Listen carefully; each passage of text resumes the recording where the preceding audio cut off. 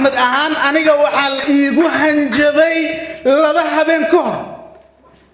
وحال إيجو هنجبي لا إيجونا دباتي صدح بستولدنا إلا إيجو قبطي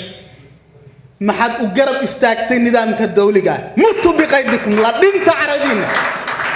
ما حد عاي وأن جرب استاجايا وأنا عدي سنة يا أركتدي إذا دتكي إيه هنجبي مجال ذي دين عقد سجيهين ما دام قف أركتله أورينتيشن بدن بلشة كده بحنا يا أنا هاي ما دام قف وحوين بدل كرا أنا هاي وحأي إسكت يا عندكو إن أي أمسيان إن أي أمسيان أي إسكت يا أنتم كعيجا عاو هذا درج أجريو ده مسؤولية ده إذا نمان كمجال هذا قريب كايستو ودونا إن لو قولوا ده أي مسؤول كا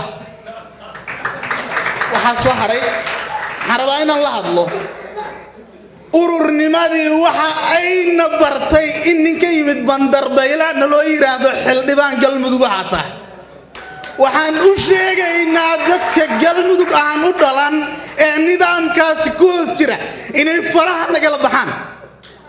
in ay faraha nagala baxaan u sheegaynaa hadii kale waa ay eedi doonaan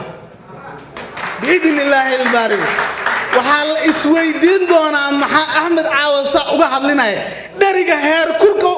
kuleyl waxa ka keenay umibaha kuleylka ayaa ka keenay gurigayga ayna u socda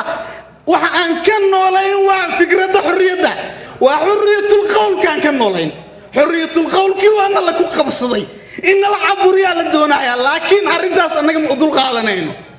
waxaan u mahad celinayaa taliska ciidamada xoogga dalka Soomaaliyeed oo security-ga u muujiyay dadaal si aan nabad gal lahaa dimadoodan maanta meeshan ku jooga xaq Ilaahay aan ka noolahay aad u mahadsantihiin